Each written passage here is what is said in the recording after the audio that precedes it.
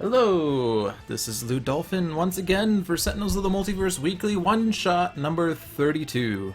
I believe it's 32. Probably wrong. I always second guess myself at the start of every one of these videos. It's the actual number of this, but it doesn't matter because this is a weekly one-shot. Last week, which I'm still in the process of figuring out what to do with last week's videos, which by the time you would actually be hearing this, they'll be on YouTube.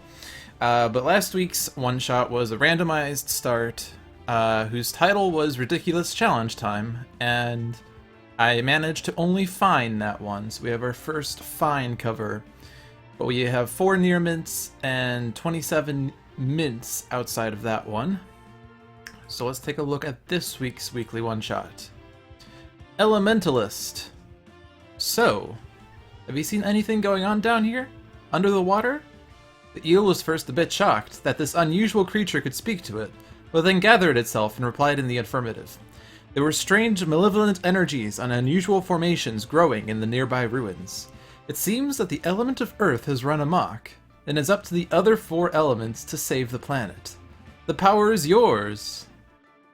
So this is not a randomized start, it's a fixed start against Akash'bhuta, standard Akash'bhuta, against Freedom 6, Absolute Zero, Ra, Tempest, and the Scholar in the ruins of Atlantis. So, let us start.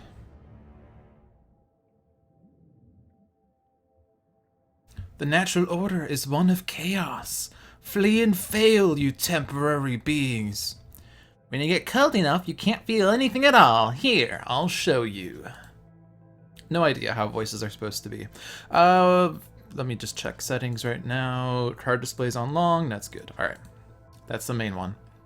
So Absolute Zero, his base power, his Elemental Wrath base power. Absolute Zero deals 1 non-hero target 2 cold damage. His starting hand is a glacial structure that lets him draw 3 cards as a power. Isothermic Transducer that allows him to take in fire damage and transmute that into cold. A modular realignment that takes an equipment from his trash, putting it either into player's hand, and then dealing himself 1 fire and 1 cold, and a second one of those. Ra, whose base power is dealing 1 target 2 fire damage, has an imbued fire that increases all fire damage by 1 and changes the damage type of damage dealt by hero targets to fire.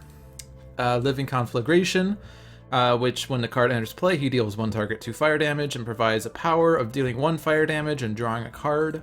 Summon Staff that searches his deck for 1 of his 4 staffs of Ra, staves, I guess, of Ra, putting it into his hand, shuffling his deck. Then you can draw a card and then play a card. And then Staff of Ra proper. When a card enters play, Ra regains 3 HP, increased damage dealt by Ra by 1, and then the power to deal 1 target 3 projectile damage and destroy this card.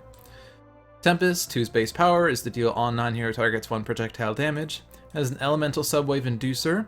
When the card enters play, it doesn't do anything until the start of his next turn, but when it does, he can select a damage type. All damage dealt by Tempest of that type, all damage dealt by Tempest this turn is of that type, and any damage dealt to Tempest of that type is reduced by 1 until the start of his next turn.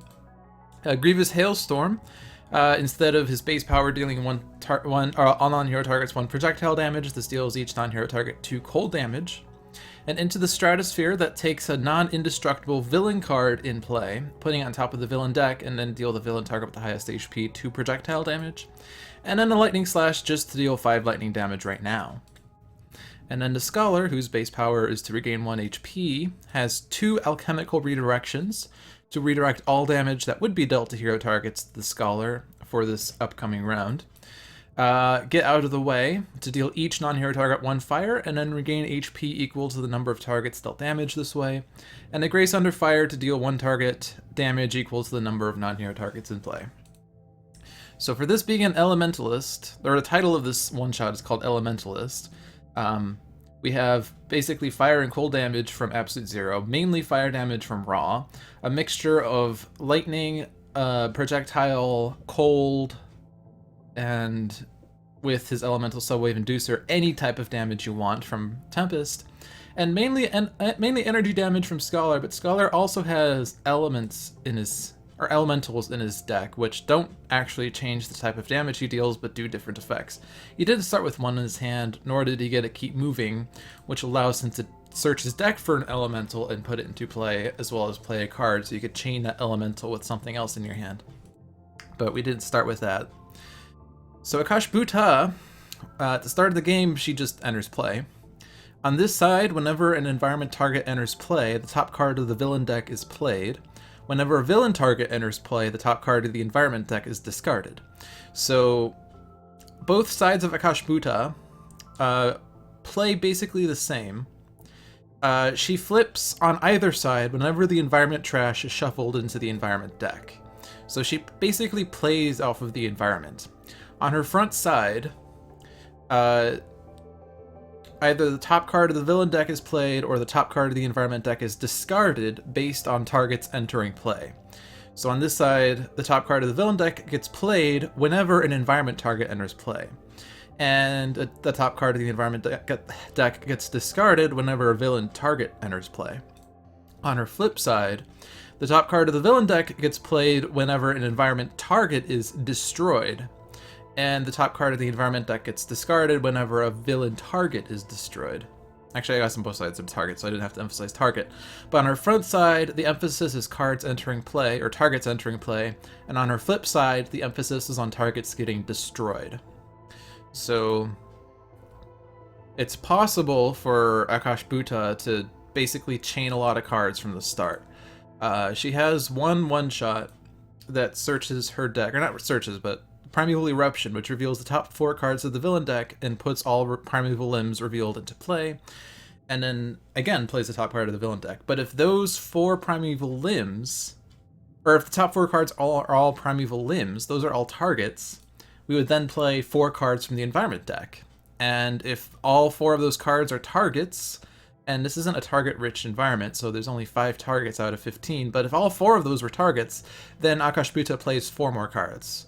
So it's really possible for Akash'bhuta to basically get fully set up and the environment to get fully set up, and you can't do a thing about it. But let's get started and see. The card she plays is actually an Ensnaring Brambles. So Ensnaring Brambles is a Primeval Limb. It's a target, so an environment card will get played. At the end of the villain turn, the hero target with the lowest HP can't deal damage until the start of the next villain turn. But when this card is destroyed, Akash'bhuta deals herself 9 energy damage. So another quirk of Akash'bhuta is she's the villain with the highest maximum HP at 200. That's twice as much as the next highest, which is Omnitron at 100. And eventually she'll probably be eclipsed by Oblivion in the final expansion. But at 200 HP, she has the highest HP of the villains currently released. But all of her Primeval Limbs, when they get destroyed, Akash'bhuta hits herself. So it's like, we could focus on the main body of Akash'bhuta, or we could focus on her limbs that she puts out, and that will hurt herself as well. But currently the lowest HP is Tempest, but that might change based on what the environment plays. Or, oh, sorry. I totally misspoke earlier. Wow, I'm so dumb. Okay, let me back up a step. I totally don't understand. I played Akash'bhuta a lot, I swear. Reading is important, though. And the more important thing is that whenever a villain target enters play, you discard the top card of the environment deck. Wow, so the past 5 minutes, what I just discussed, the scenario I just described, never happens. So I'm so sorry, and everyone's going to criticize me, all 15 people who watch this video. So the situation I described, Primeval Eruption, which puts 4 Primeval Limbs into play at most. If those were Primeval Limbs, we're discarding cards from the environment deck, so it's not possible for the villain to play more cards. The card that does play more cards is Disruptive Field. This destroys all environment cards, and on Akash'bhuta's flip side, if there were a bunch of environment targets out, this card would allow her to chain a lot of cards at once. But then play the top card of the villain deck, and then play the top card of the environment deck. And if we're on our front side, the top card of the environment deck could put out more an environment target, at which point we play the top card of the villain deck. So the situation I described actually doesn't happen. Alright, so currently Tempest can't deal damage. So 3 of these 4 cards he has right now deal damage. Grievous Hailstorm doesn't do damage immediately as a power, but Into the Stratosphere and Lightning Slash deal damage. Although Into the Stratosphere does have the effect of manipulating Akash'bhuta's deck a little bit, but we lose the ability to deal the damage. So I might be more willing to play Elemental Subwave Inducer. I think a lot of people don't like this card since it takes one round for it to really be fully effective, but this allows you to reduce a particular damage type to Tempest by 1, as well as change Tempest's damage type, which I think there's in fact a card that benefits from this, like Leaking Room. When this card's in play, you can't play cards, but you also increase all lightning damage by 2. So if I have Tempest play Elemental Subwave Inducer before the Leaking Room comes out, then I could select Lightning as his damage type, and now his base power, instead of being 1 projectile damage to all non-hero targets, turns into 3 lightning damage to all non-hero targets, for instance. So you can play with elements in that fashion. So Absolute Zero's turn. We have a Glacial Structure, which would use to draw more cards, except his base power would let him hit something for 2 damage. Isothermic Transducer, which allows him to transmute fire damage into cold. But we don't have a means of Absolute Zero taking cold damage. None of Akash'bhuta's cards deal cold, and I don't think none of the environment things do cold. So the only way, fire, not cold, but fire, because Isothermic Transducer is the fire one. None of these things do fire. Let me just double check because I was looking for cold, but yeah, none of these do fire. So the only way for Absolute Zero's Isothermic Transducer to be useful would be for him to deal himself fire, and the only way of doing that is via Modular Realignment, which would search his trash, or put a card from his trash into play.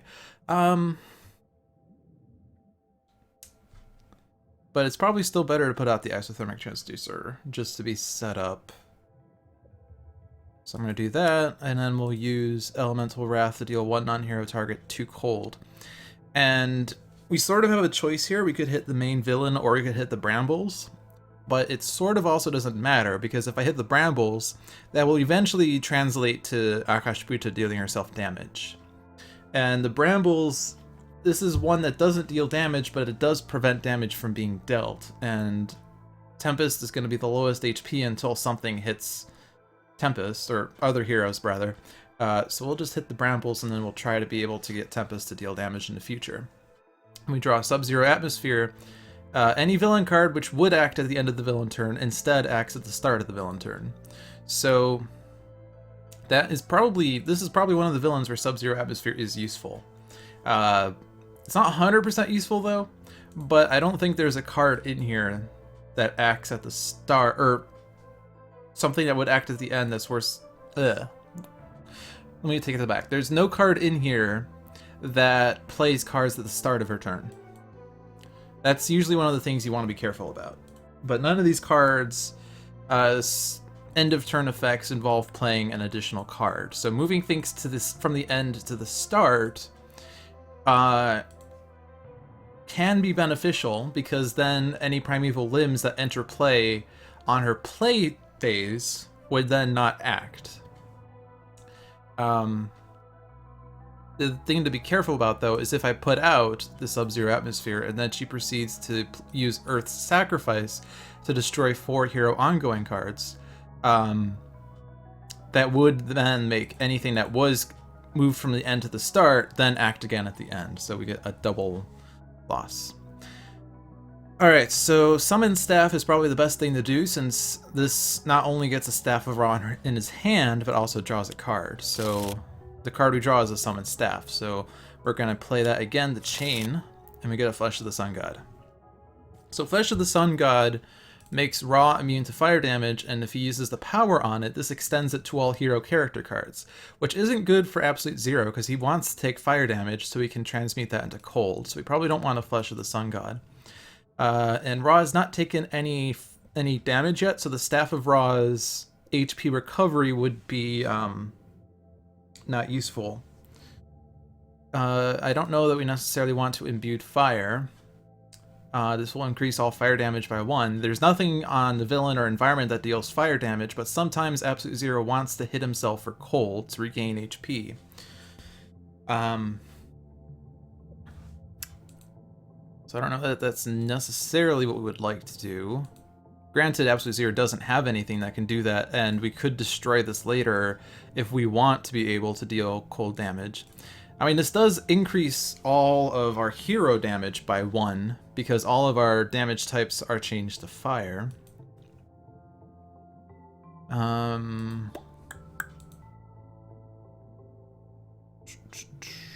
mean, I was just saying I don't want to do that necessarily. I was planning on playing Living Conflagration, because then I could deal 2 fire damage, and then deal 1 fire damage, and then draw a card, and then draw another card at the end of my turn. And Living Conflagration is one of my... I like that card a lot, since you get to draw an additional card, and so you get more options with Raw. Honestly,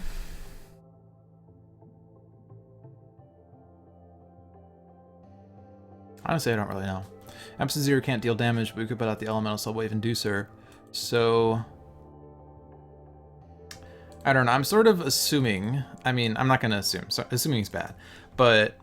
Oh, and I know what was discarded. It was a Hallway Collapse. This was discarded when the Ensnaring Brambles entered play. But with the Leaking Room card, when this card enters play, we have 1 round with which we can't play cards. So I'm always wary of this coming out, because that means that this next round, like if it comes out now, then that means whatever I play this turn is all I have. So would I rather increase all of our damage by 1, or would I prefer to just draw more cards with Raw? And I think I'm going to opt for more damage, because I don't think the Imbued Fire is going to help. I mean, rather, Imbued Fire and Living Conflagration will do the same total damage with Raw for now. But if I play Imbued Fire and then Living Conflagration, I could benefit more in the future. So I guess I'm going to play Imbued Fire, because I can destroy it as I need to. And then I can use Pyre to deal something 3 fire, so let's hit the Brambles. And we draw a Flame Spike to deal 1 target 1 fire damage, and then I can use an additional power on this turn. So as stated, Tempest can't deal damage right now, but I could put out the Subwave Inducer. And that actually would be great if the Leaking Room gets played, because then I could increase lightning damage by 2, although most likely Tempest would still not be able to deal damage. And yeah, he can't deal damage, so I'm just going to try this power, but Bramble stops me from dealing damage.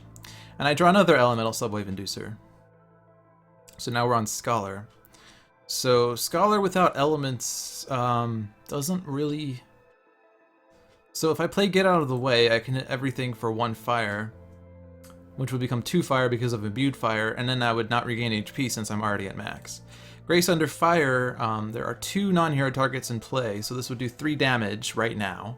But this card and Get Out of the Way are great cards against Akash'bhuta, because she's going to eventually get a bunch of Primeval Limbs out, and so not only would I be able to hit everything for damage but regain HP with this card, I could also just nuke a single target with this card as well. So if I want Scholar to play a card, I probably want to cape those last 2. If he's going to play a card, it would probably be Alchemical Redirection, although I don't know that's necessarily the right play. I could just skip twice and then draw an additional card on my draw phase, so I could get 2 cards and perhaps be better set up for the next turn. This card would also be quite damaging if we get a Mystical Defenses, which hits all of our heroes for 2 and basically will be sent to the Scholar, or if Akash'bhuta plays several copies of Living Rockslide, which also deals each will deal all of each hero target 2. And then if she were to play Entomb, this would hit all of us for 4. Yeah, so I'm not gonna do Alchemical Redirection unless I'm a little bit more comfortable. I mean, I'm at full HP, but I would not want to nuke Scholar. Excuse me. I would not want to nuke Scholar until I know I can have means of regaining more HP over time. So let's just skip, draw twice. We get a mortal form to energy, so this would chain well with get out of the way, and a truth seeker, which would let him deal damage and draw a card. And this is one of those good cards for Scholar, because Scholar needs cards to be able to discard later. And the mystical defenses comes out as originally predicted. So if I had played alchemical redirection, Scholar would be taking 8 damage right now, but this will hit Akash'bhuta. And in fact, so always have to remember this, when an environment target enters play, Akash'bhuta plays a card, and we're playing Earth's Sacrifice, which is going to destroy 4 hero ongoing cards. So even if I had played Alchemical Redirection, it would be destroyed by this. Unfortunately, this is going to destroy Imbued Fire. But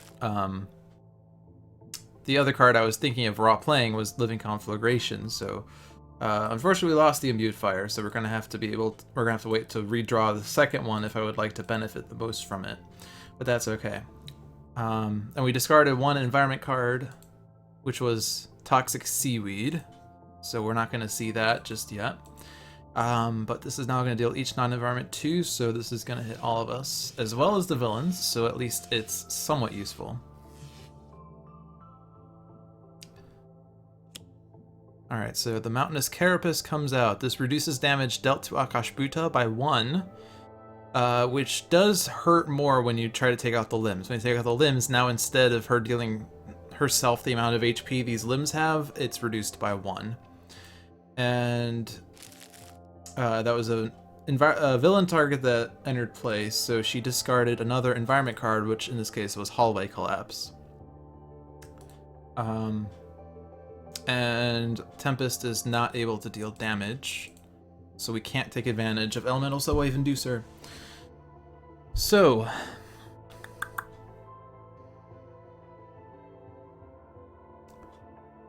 if I wanted to do Sub-Zero Atmosphere, I could play it now.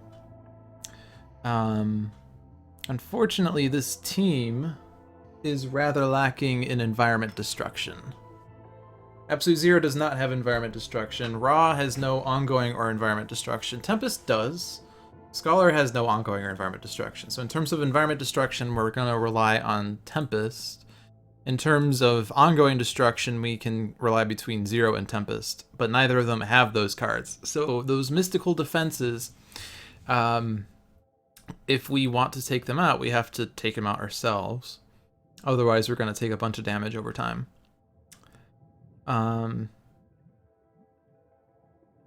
But 15 damage is a lot. We might be slightly better off not worrying about it just yet and hoping for Tempest to draw his card eventually. Alternatively, Akash'bhuta could play the card that I was looking at earlier that destroys all the environment cards, like Disrupt the Field.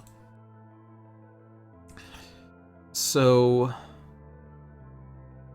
I think I want to put out Sub-Zero Atmosphere. We already saw 1 of the ongoing destruction cards. She has 1 more in her deck. So ongoings are a little bit safer. So I'm going to do that just so we can have it. And then I can use my power. I can destroy the brambles, but if the mystical defenses are going to stay out, because I don't think we're going to be able to deal 15 damage this turn, it's probably better off just letting them destroy the brambles. So let's hit the Mountainous Carapace, because that's reducing damage dealt to Akash'bhuta. And if we can reduce it to 2, which means we have to do 7 damage between Ra and Scholar, which is unlikely, then you can hit the Carapace, and then the Brambles, and then Akash'bhuta with the defenses. Okay. So we lost the Imbued Fire, which is sad. We have not taken 3 damage yet, so Staff of Ra would regain 2, but it's probably a little bit too early for that. I think I'm going to Living Conflagration. That will do a total of 3 damage.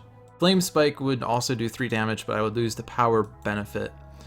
Staff of Ra would let Pyre deal 3 damage, or I could use the Staff of Ra and throw it to deal 4 damage, which does do slightly more damage. And I do have several copies of my Staff of Ra, so that's probably a little bit better. Tempest can't deal damage, so I don't know what we're going to do there. And we probably either want to get the Mortal Form to Energy or the Truth Seeker out. Probably the Truth Seeker, because we can draw more cards, although Mortal Form to Energy would chain really well with Get Out of the Way. This would do 2 damage, so 4 plus 2 is 6. So Brambles or a Carapace would be down to 3. That would still not be good enough for the mystical defenses. I could Grace Under Fire to deal 4 damage, but I sort of want to save that, and I also want to get better set up with the Scholar.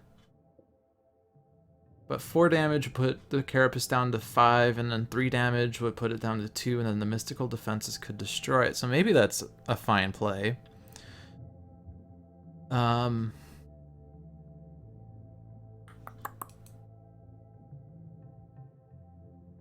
no, Living Conflagration. When Living Conflagration enters play, it deals 2, and then I could still do Pyre, so that's 4 damage. So Scholar would like to do 3 damage, but again, I can't do 3 damage.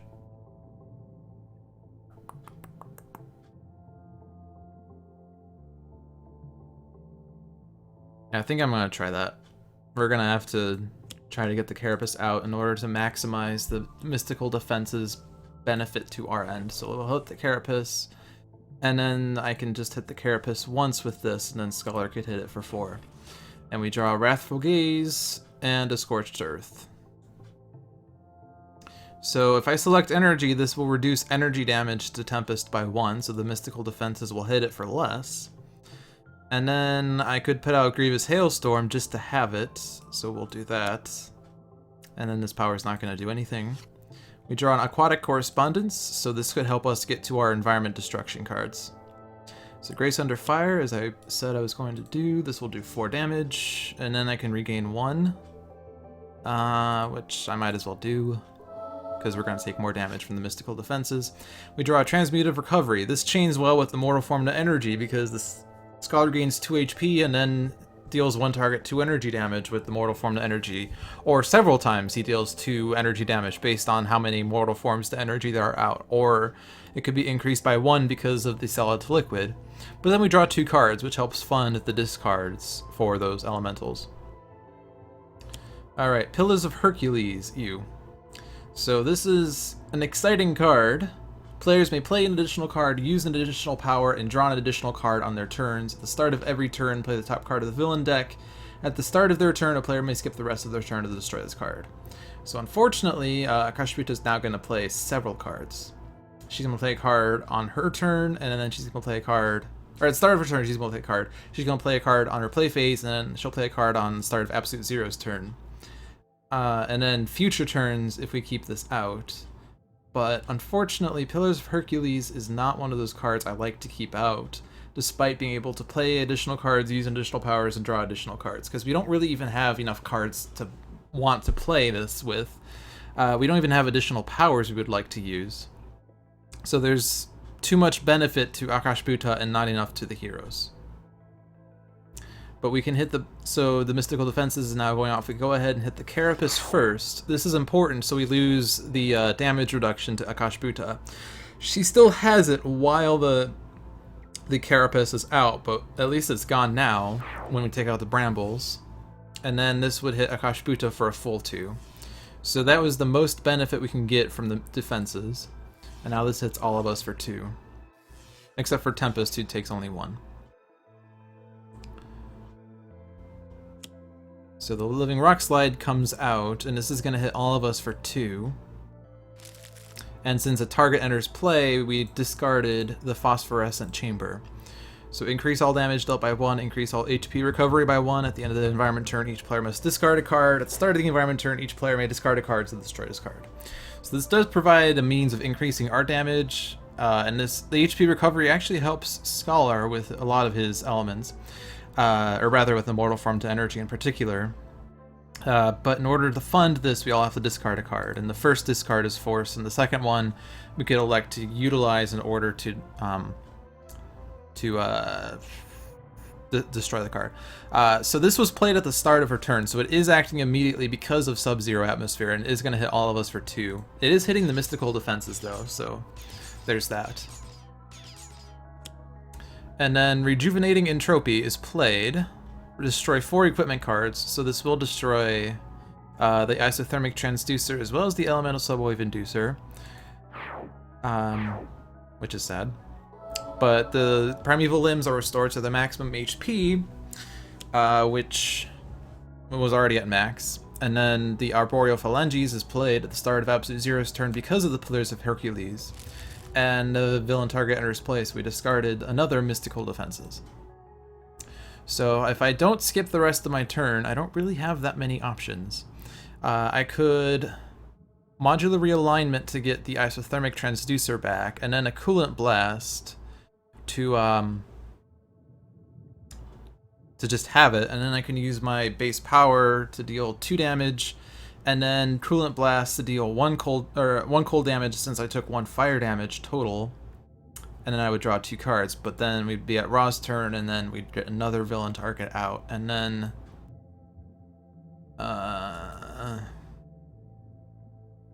mean, we could Staff of Ra and Flame Spike, and then I could do Pyre and either Living Conflagration or Staff of Ra. Tempest can deal damage now, at least, so we have that going for us. But I think letting Akash'bhuta play extra cards is risky, though, because she could disrupt the field. Well, if she disrupts the field, it's actually not that bad, because then we'll destroy the Pillars of Hercules ourselves. Or not ourselves, but then we'll play another card anyway. And then an environment card, which could induce a villain play. Or she could just get out even more Primeval Limbs, or she could destroy our equipments again, which we have none, or she could destroy our ongoings. I mean, I sort of actually want to keep the Pillars of Hercules in play, but that would be risky. Is it worth the risk? The alternative is I skip this turn, but yeah, I don't think I'll be able to keep up with the Primeval Limbs that enter play. There will just be too many of them. So I'm just gonna skip this turn to destroy the Pillars of Hercules. Play it safe. Now I can put out the Staff of Ra to regain 3 HP, and I think I will.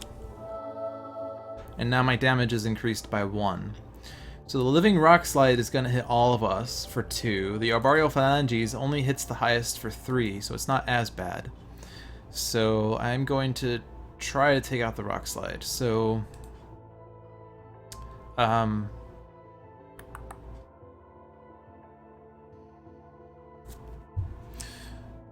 let's think. So this would do 2 fire, this would do 3 fire, this would do 4 projectile. Tempest's Grievous Hailstorm will do 2 damage. I could Lightning Slash, but I probably want to try to save the damage dealers for when I get a Genebound Shackles. Genebound Shackles increases damage dealt by Tempest to the villain target with the highest HP by 2. This works really well against Akash'bhuta, especially with Grievous Hailstorm. Grievous Hailstorm is great for hitting all of the Primeval Limbs as well as Akash'bhuta, and then with the Genebound Shackles, that also increases it by 2. I think Scholar wants to get the Mortal Form to energy out for future benefits at this point. And he can't chain anything else with that. So you could do 1 damage with that, and Grievous Hailstorm will do 2. So that's 3 damage I can do to the Rock Slide for sure. If I into the Stratosphere something, I can at least control Akash'bhuta's next play. I could put the Arboreal Phalanges on the top, but then this would not do any more damage than the 3, or than the 2 that he would be dealing. So the Rock Slide would be down to 7, and then if I try to Staff of Ra, that's gonna just put him down to 3. I mean, it might be better to do Truth Seeker, actually. This will do 2 damage. So 2 damage plus 2 from the Grievous Hailstorm plus the 2 from the Mystical Defenses will put it down to 4, and then Staff of Ra is the 4 I need, so we'll do that.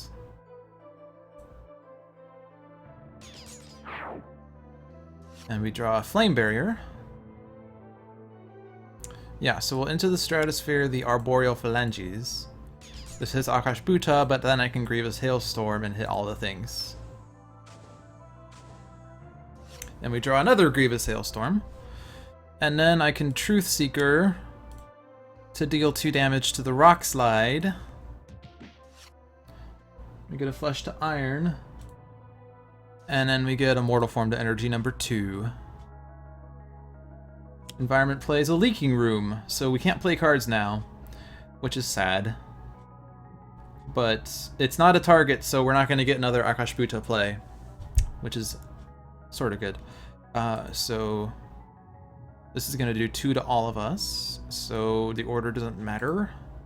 But the 2 that the Rock Slide takes destroys it, and then Akash'bhuta hits herself for 2. And now Arboreal Phalanges comes out, and because of Sub-Zero Atmosphere, it doesn't act, and Toxic Seaweed got discarded. So I can't play cards, so... Alright, so let's take a look at the environment deck now. We get an Atlantean Font of Power, which will... It's sort of like the card we were just looking at earlier, the Pillars of Hercules, except instead of letting us play extra cards, use extra powers, and draw extra cards at the expense of the villain playing a card at the start of every turn, this just plays a bunch of cards right as this enters play. Play the top card of the villain deck, play the top card of each hero deck in turn order, and yeah. There's another leaking room that stops us from playing cards. It's what's currently out. There's a phosphorescent chamber. I talked about this previously. And then there are 3 Krakens left. 3 Krakens. And if a Kraken enters play, then the top card of the villain deck gets played. So I wanted to... I don't know what I wanted to do. The mystical defenses we've been keeping out, but we probably want to try to destroy it if we can. I'm not sure we can. Zero can do 2 damage, Raw can do 2 at most, Tempest can do 2 at most, and Scholar can do 2 at most. So that's 8 damage for a total of 5. Or the mystical defenses will be down to 5. So it's going to continue to act in the next turn. We also can't take out the Arboreal Phalanges. How many copies of Rejuvenating Entropy does she have? This restores all environment targets and primeval limbs to their max HP. So if that enters play, then the damage that we would have done would be lost. So I don't know.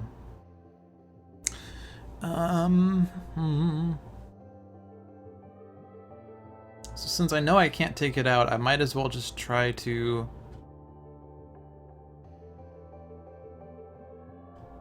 What do I want to try to do? Might as well just keep going after the limbs.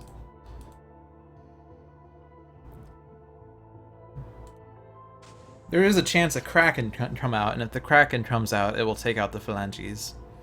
We draw an onboard module installation, that's good. Can't play a card, but I can use this. I'm gonna just do the Living Conflagration just to be able to draw more cards. We get a Fire Blast and a Drawn to the Flame. Can't play a card, but I can Grievous Hailstorm. So 2 to all. And we draw a Flash Flood. Alright, there's an Environment Destruction card. And then the Truth Seeker, we can hit the Phalanges. We gotta get out of the way, and then expect the worst. So Leaking Room is destroyed, and Leaking Room comes back.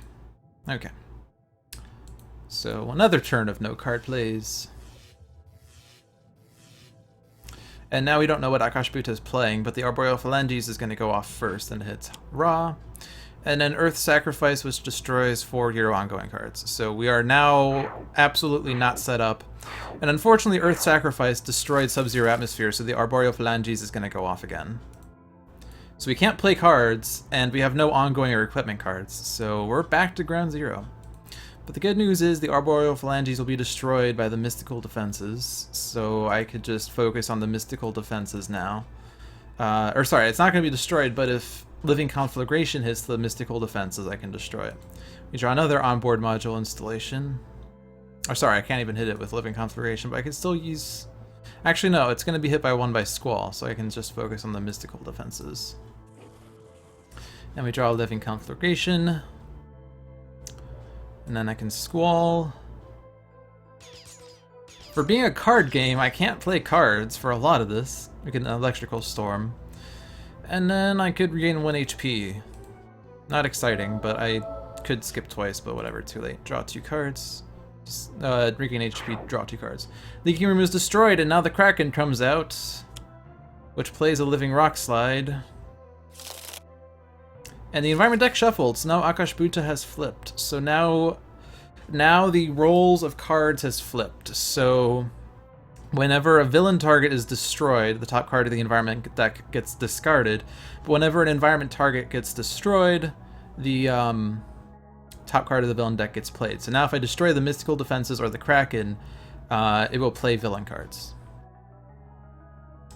But let's just do this. Which should take effect first. Let's have the Phalanges go off, because that will hit Akash'bhuta. And then the Pillars of Hercules gets discarded. And thankfully, Kraken went after the Living Rock Slide. Mountainous Carapace is out. And this hits all of us. But we can now play cards again, so we have that going for us.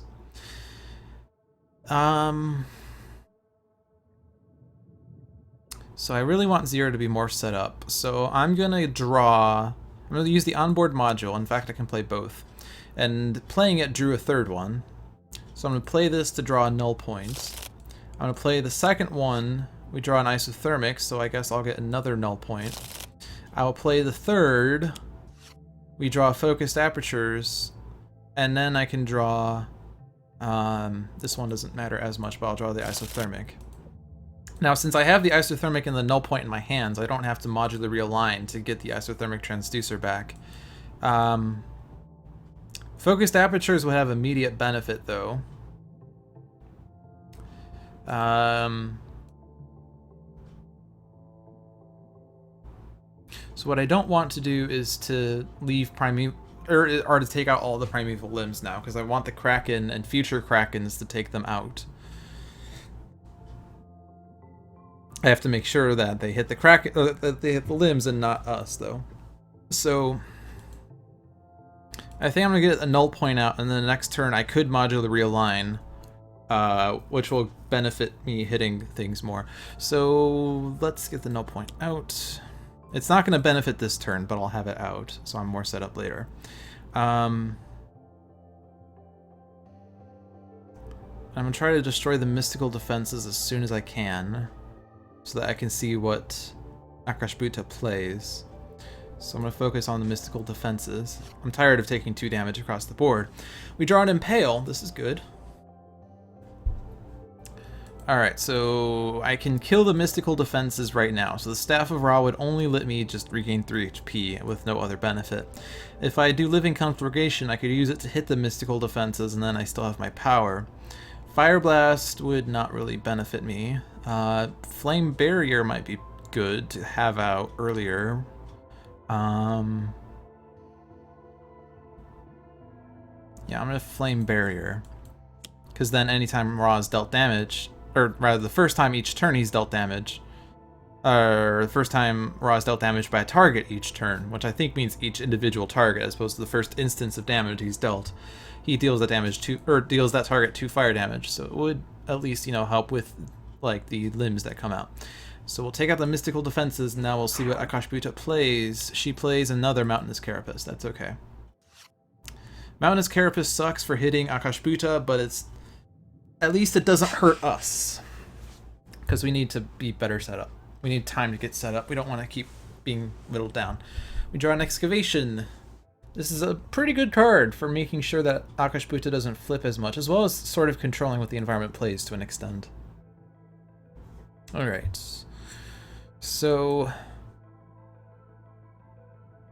I also didn't have to destroy the mystical defenses, I suppose, if I was going to play Grievous Hailstorm. But that's fine, because I don't have to play Grievous Hailstorm. I don't want to Flash Flood. So we currently have an equipment and an ongoing out, and she still has 1 copy of both of the equipment and the ongoing destruction cards. No, wait, did she lose it? Oh. Oh, she started with this one, then she played the other one. So ongoings are more, what's the word? Lasting, I suppose. So I should try to play more ongoings now.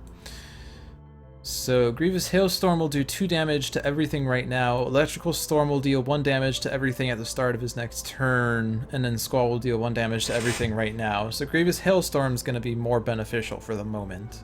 So I'm going to play that and use it. It's not going to take out anything, and it's not going to hit Akash'bhuta, but it will reduce the Living Rock Slide by 2. And we draw another Grievous Hailstorm. Alright, now Scholar wants to start getting more set up. So, ongoings are more lasting, so I could play Immortal Form and then use my base power to hit the Rock Slide for 1. I could get out of the way to hit everything, which will take out the Rock Slide. It will hit the Carapaces, it will hit Kraken, and he'll regain 4, but I want to save that when I have Immortal Form to energy out.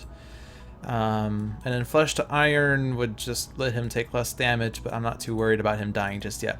So let's Immortal Form, gain 1, and hit the Rock Slide.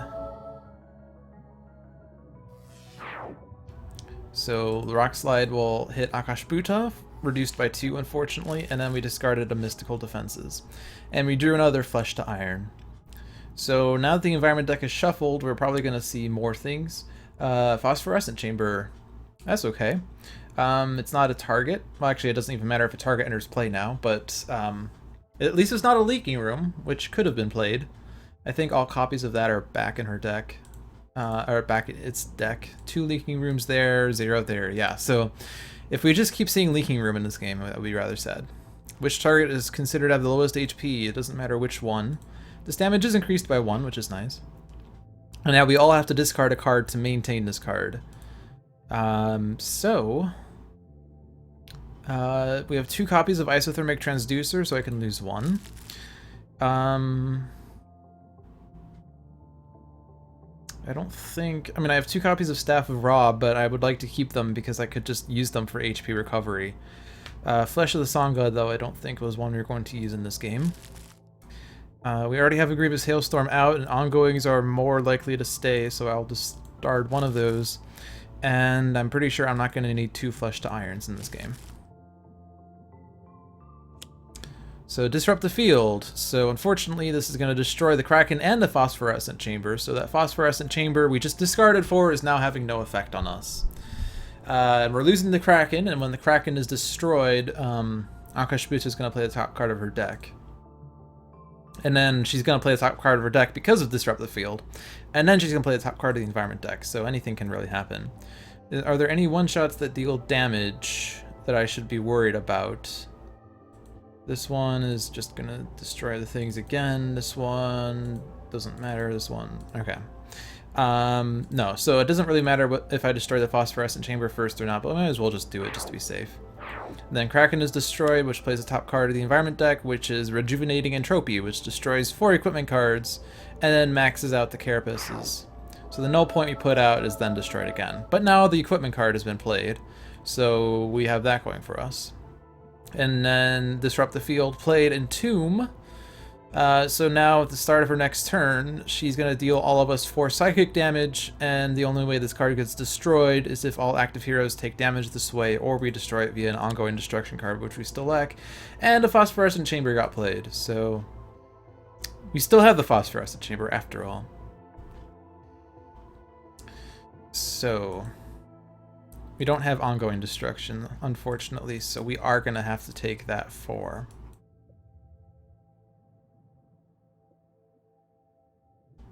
So we have to be ready for it.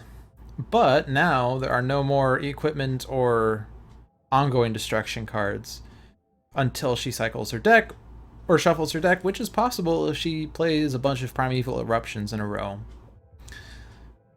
which would be sad. And our damage is increased by 1. So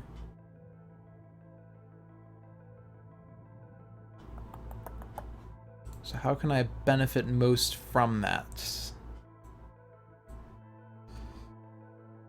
I don't know if there's a really good way to benefit most from it. Drawn to the Flame would benefit a little bit. Since the Krakens are gone, and we discarded what? Oh, we didn't play a target, so we didn't discard. Or we didn't destroy a target, rather. Um,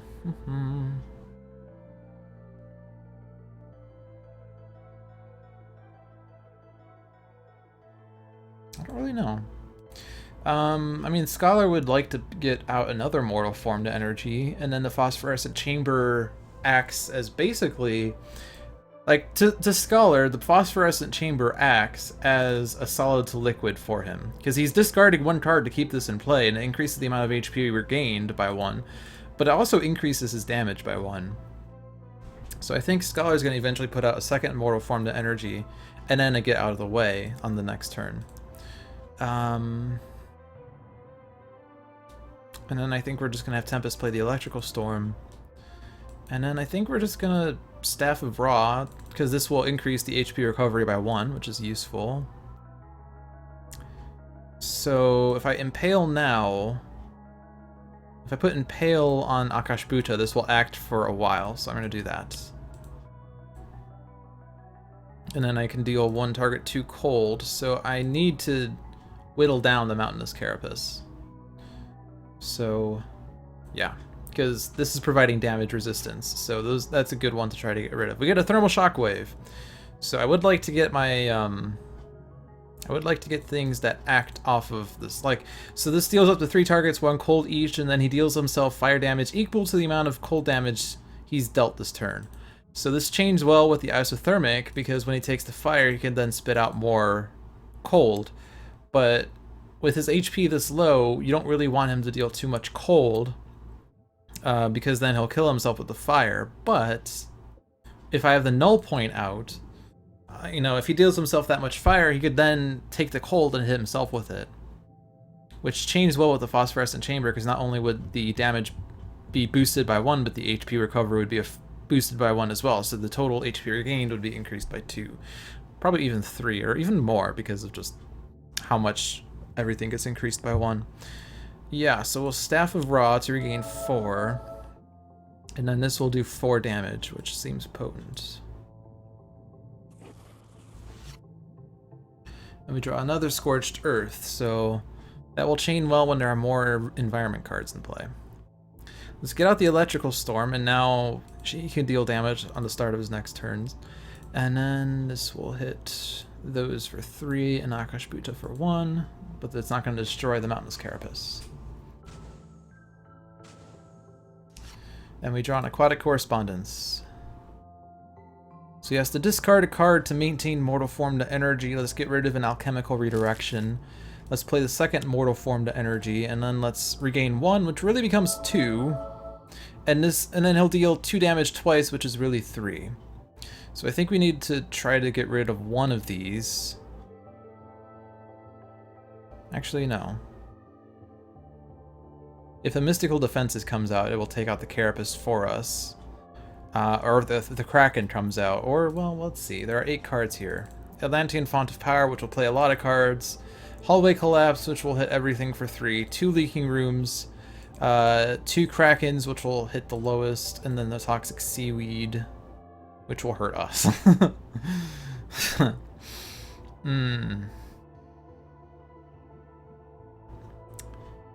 So, but there are ways that the Carapace could be destroyed by the environment. There are 4 ways.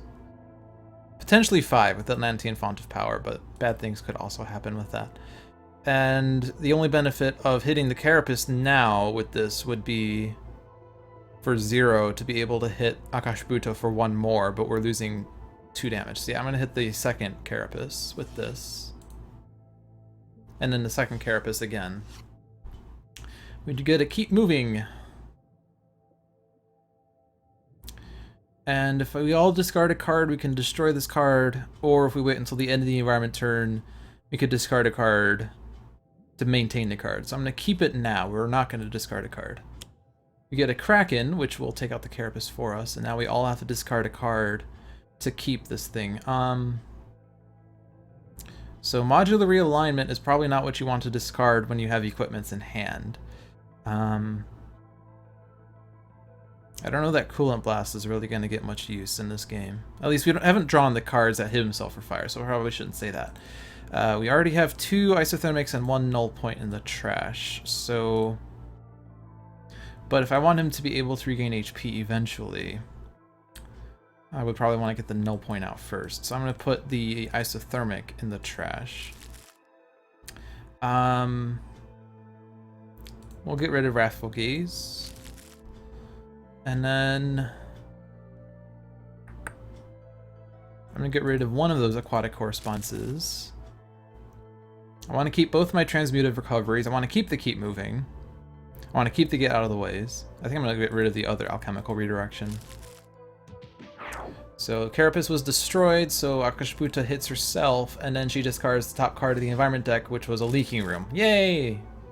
That was one I didn't want to have. And now this hits all of us for, ooh, 5. But we'll all have we all will have been dealt damage this turn. Oh yeah, and Ra was dealt damage, so we retaliated. So Entomb was destroyed, and then Primeval Eruption. So this is gonna suck. Living Rock Slide is revealed and put into play. Ensnaring Brambles. I don't know if that was one that was revealed. Yeah, it was the one. It was not one that was revealed. It was the one that he played after the fact, or she played after the fact. But the Rock Slide is gonna go off. I think if this hits Ra, he will retaliate, right? Yeah, Flame Barrier does act for each individual target. This is gonna hit all of us though, and you can see now Tempest and Zero are almost dead, and Ra is almost dead too. Who doesn't want to deal damage? We were really hoping to use Impale, but I think Impale is going to do less damage than Electrical Storm plus Grievous Hailstorm. So I guess it's going to be Zero. Zero can't deal damage.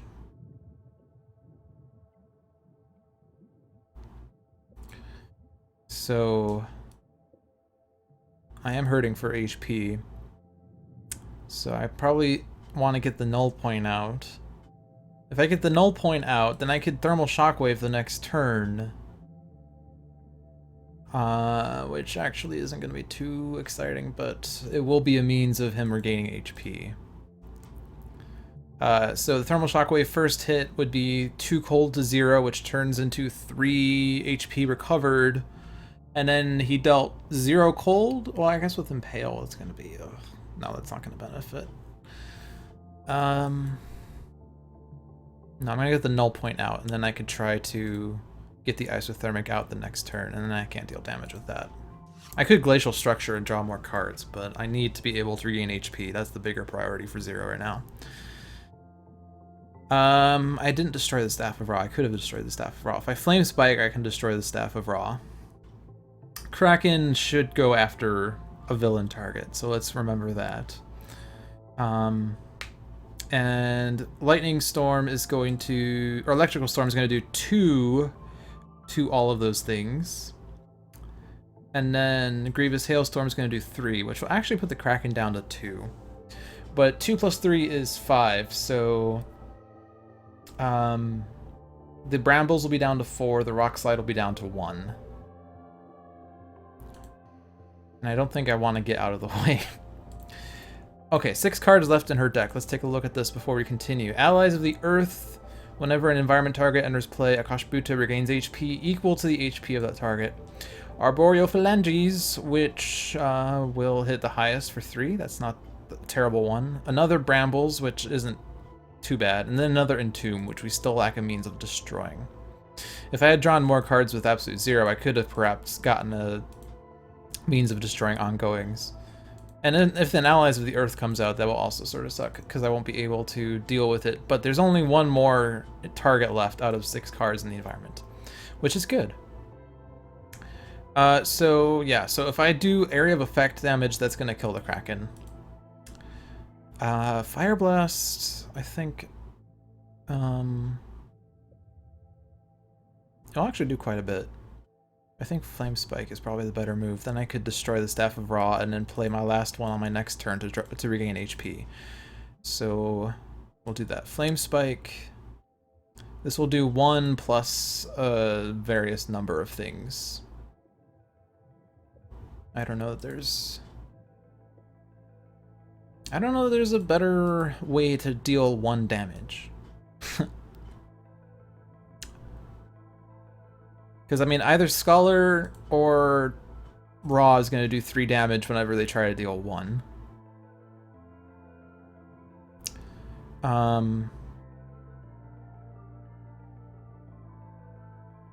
Yeah, so I think we'll hit the Rock Slide once. And then Tempest will take it out. And then the Brambles will have been dealt a total of 5, so it'll be down to 4, so the Kraken will take it out. So I'll just hit the Rock Slide with this. I can use an additional power, so I'll Pyre on Akash'bhuta. It does get a -1, but that's okay. And then I'll Staff of Ra. Destroys the Staff of Ra, and I draw a Flame Barrier. So now Electrical Storm goes off, so we'll hit the Carapace first, so that she loses the DR. This also will discard the top card of the Environment deck, which was a Toxic Seaweed. Also, the Environment's going to shuffle soon, which is going to change how things work. But yeah, the rest of this doesn't matter.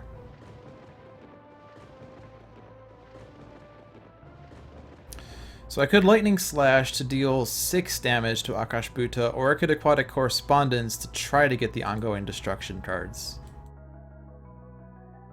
The Ball Lightning is the one. So yeah, I'm going to Aquatic Correspondence. You get another Electrical Storm, you get an Otherworldly Resilience, and a Chain Lightning. And then I can Grievous Hailstorm. So let's hit the Rock Slide first, just so we can see what Akash'bhuta discards. So this hits Akash'bhuta, and we discard a Hallway Collapse. So there's a 25% chance of a Kraken being played. Although, well, if a Kraken enters play, we're dead. Or rather, Tempest or Zero is dead. No getting around that. Unless I don't have the Alchemical Redirection anymore. Alright, so we're going to be regaining a lot of HP. So let's get rid of Flesh to Iron. And expect the worst. I have one more copy of Mortal Form to Energy in my deck. So let's get it. Because with Keep Moving, not only do I get the Elemental into play, but then I can play a card. And the card I'm going to play is Transmutive Recovery. So I regain 2 + 1 HP, which becomes 3 energy increased by 1, and then I can do this 3 times because of my 3 Mortal Forms to Energy. And I'll hit Akash'bhuta with all of these. So that's 12 damage I just did. Plus I get to draw 2 cards, which is a Flesh to Iron and another Keep Moving. And then I can use my base power to regain 1 + 1, and then deal 2 + 1 thrice. And we'll hit Akash'bhuta again. So that was a total of, 12 + 9, 21 damage to Akash'bhuta? Not too bad. We get no one to hold fast. So I still want to keep this. I think it's benefiting us a lot, especially at Scholar, so we're going to keep it. And a Hallway Collapse, which is going to deal each target 3 melee. So actually, the Kraken's not going to go off, but the Brambles will die anyway. So let's hit the Brambles first, just in case... Actually, no, it doesn't really matter what goes first, I guess. But we'll hit the Brambles just so it's gone, and then Akash'bhuta hits herself. And then the Kraken that was in the deck was now discarded. So 2 cards left, an Atlantean Font of Power, and a Leaking Room. And then we'll hit Akash'bhuta with this. And then... let's see what Akash'bhuta plays. Akash'bhuta plays an Allies of the Earth. It's not terrible, because we're not getting another environment card environment target entering play for at least a little bit more. Unfortunately, most of our heroes are now almost dead, except for the Scholar, who regained a lot of HP on his turn. And now we're going to discard a lot of cards. So let's get rid of a Coolant Blast, since I have 2 copies of that. Let's get rid of the Flame Barrier. We already have one in play. Let's get rid of one of those duplicate Otherworldly Resiliences. And let's get rid of the Flesh to Iron. Hallway Collapse is destroyed. Now what is Akash'bhuta playing? She plays an Entomb, which is good. It's not acting right away. It's also bad because I don't know if we can actually kill Akash'bhuta. Okay. So we dealt 3 damage to Akash'bhuta. If I modular realign, I hit myself for fire first. That's not good. Modular realignment will kill me. I've not been dealt fire damage, so Coolant Blast isn't gonna help. And Thermal Shockwave would let me hit Akash'bhuta for 1 cold, which is 1 less than my base power, and then I would kill myself. So I guess the best thing is Focused Apertures. I'm pretty much gonna die. I mean, the Entomb's gonna kill off 0, so I basically have no chance but to just optimize his damage, and I draw Focused Apertures. Alright, so for Entomb to not kill Ra, he needs to play the Staff of Ra. Do we want to deal 5 damage to Akash'bhuta? Let's do that. Destroys the Staff of Ra. And there's the other Staff of Ra. Electrical Storm goes off. Actually, I'm going to try to win this turn. I'm not even going to do the math. I'm just going to Lightning Slash and hope for the best. So we do 6 damage to Akash'bhuta there, and then we can Grievous Hailstorm to hit her for 3. And we get another Lightning Slash. So, alright, so I have to discard 3 cards. Or fewer if I lose Immortal Form to Energy.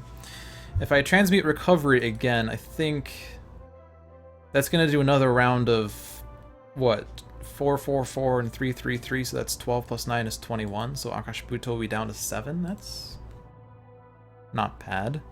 If I get out of the way, I will hit Akash'bhuta for 1 plus 1, which is 2. I will regain 1 because I hit 1 target, plus 1 for 2.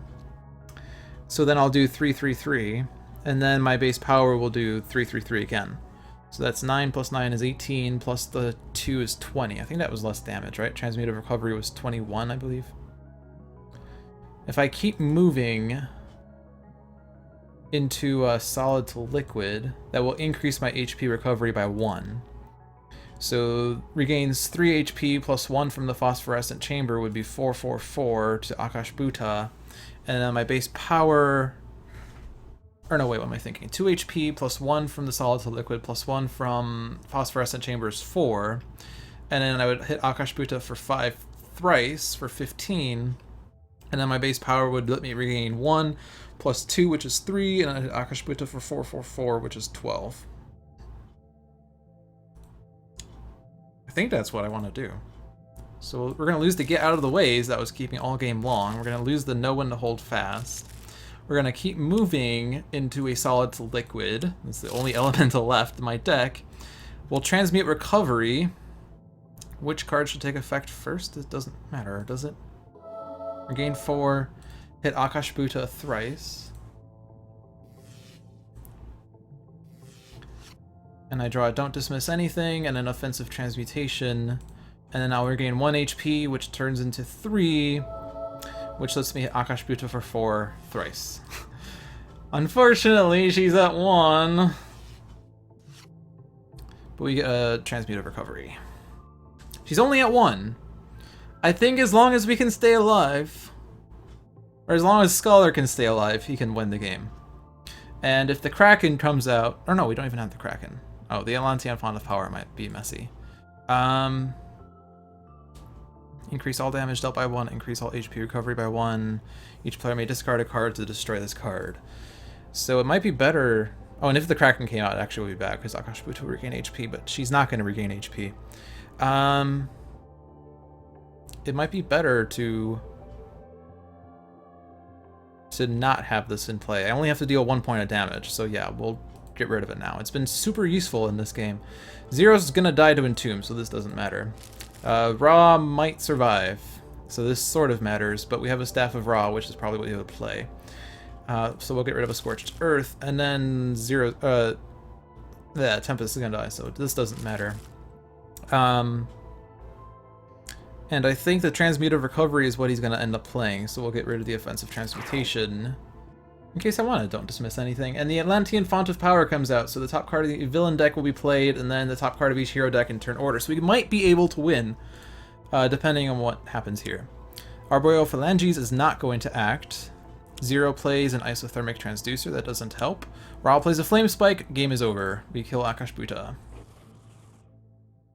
Alright, so we didn't have anyone die after all. Woo! And that was a mint. to make up for last week where we got fines.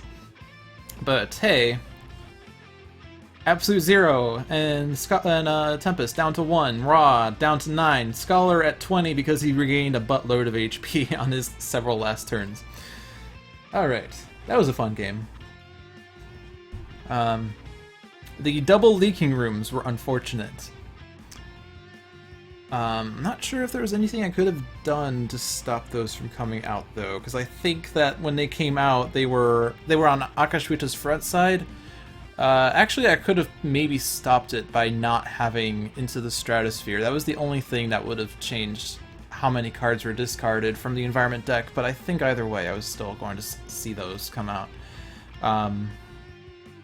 But yeah, so that's one more mint. My mint streak is at 1 because of ridiculous challenge time. But we have 3, 7, 11, 13... 17, 21, 25, 27, 28 mints, and then 4 near mints and 1 fine. So 28 mints, 4 near mints, 1 fine, I think is a pretty good collection. In any case, thank you for watching. I hope you enjoyed this game and this one-shot, or at least these videos in general. Hopefully they are informative or entertaining or some combination thereof. I'll be back next week. And in the chance that I actually get this uploaded tonight, being Monday night. Monday, what day is it? The 25th.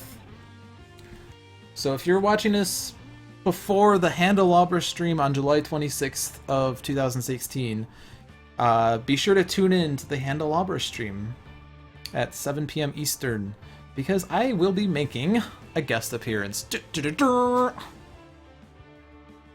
But yeah, bye.